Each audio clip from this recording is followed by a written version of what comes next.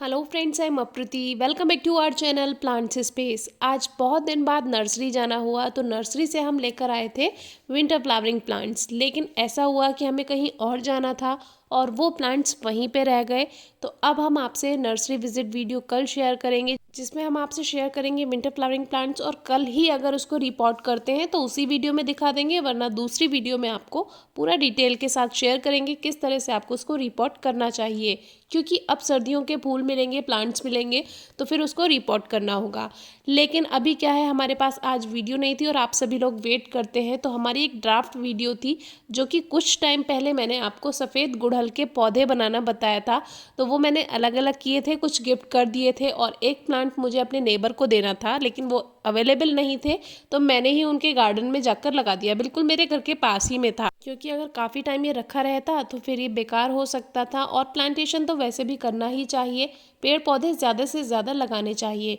तो यहाँ क्या है, मिट्टी में ये बालू मिट्टी है और बालू मिट्टी में खाद की मात्रा नहीं होती है। तो कोशिश कीजिए जब भी बालू मिट्टी में आप पौधा लगाएं तो उसमें थोड़ा सा कावडंग यानी गोबर की खाद या वर्मी कंपोस्ट कुछ आप 2-3 मुट्ठी मिक्स कर दीजिए जब प्लांट लगा रहे हैं। बाकी आप बाद में भी डाल सकते हैं। एक चारों तरफ थोड़ा थोड़ा गड्ढा बना करके उसमें भी खाद भर के आप ऊपर से मिट्टी से कवर कर सकते हैं। तो अभी ये कटिंग से ग्रो किया हुआ वाइट हिबिस्कस था, जिसको मैंने कुछ इस तरह से रखा था। वो वीडियो आपको डिस्क्रिप्शन बॉक्स में मिल जाएगी, आप चेक कर सकते हैं, जिसमें ये अलग अलग प्लांट मैंने निकाले थे जो कि बनाए हुए थे कटिंग से। लेकिन जब इसको सॉइल से निकाला था तब इसको पॉली से इस तरह से कवर कर दिया था, क्योंकि जो मेन रूट्स हैं वो ज़्यादा डिस्टर्ब नहीं होनी चाहिए।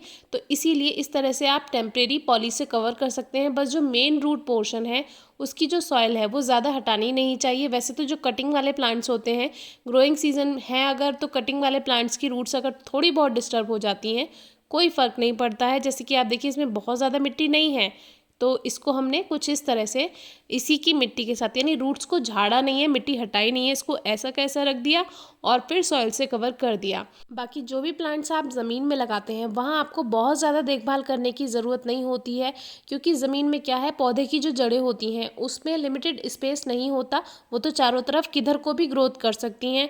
बस ये जो बालू मिट्टी होती है इसमें इतने ज़्यादा पोषक तत्व नहीं होते हैं। कोशिश कीजिए कि थोड़ा सा खाद आप ज़रूर दें, खास तौर से नए लगाए हुए पौधे के बारे में। अभी काफ़ी कुछ कमेंट्स आए हमारे पास हर श्रृंगार पौधे के बारे में। अब आप कहेंगे कि आपके पास ही कमेंट्स आते हैं, तो आप उसी प्लांट की, जिस टॉपिक पर मैं बात कर रही हूँ, उसी की वीडियो आप खोलकर उसका कमेंट बॉक्स देख लीजिए, आपको पता चल जाएगा कि कमेंट्स आते भी हैं या नहीं। तो उसमें क्या, उन्होंने ज़मीन में पौधा लगाया, फिर कहते हैं कि फूल नहीं आ रहे हैं। तो हमेशा जब भी कोई पौधा लगाएं, चारों तरफ पहले ये देखें कि पौधे को धूप मिल कितनी रही है। किसी भी हेल्दी प्लांट्स को, हैवी फीडर प्लांट को हमेशा 4 घंटे की सीधी धूप की ज़रूरत होती ही है। तो ऐसी जगह लगाएं जहाँ पे उसको सीधी धूप मिलती हो। अब मैंने जो मेन इसका रूट पोर्शन था उसको अच्छे से प्रेस कर दिया सॉइल को, और चारों तरफ मैंने एक इसका गड्ढा जैसा बना दिया, जिससे जब भी इसमें पानी दिया जाएगा तो वो पानी बहेगा नहीं इधर उधर और सीमित मात्रा में जड़ को मिलता रहेगा। तो ऐसा ही कीजिए। ऊपर से थोड़ा, जहाँ आपने रूट पोर्शन को प्रेस किया है सॉइल को, वहाँ थोड़ा आप उठाव रखिए मिट्टी में, और थोड़ा साइड साइड में हल्का गहरापन, गड्ढापन इस तरह से बना दें। तो जो पानी आप देंगे वो वेस्ट नहीं होगा, सीधे वो रूट्स पे काम करेगा और पौधा मुरझाएगा नहीं। गमले में लगाए हुए पौधे को ट्रांसप्लांटेशन के बाद, रिपोर्ट के बाद उठाकर रख देते हैं छाया में थोड़े दिन।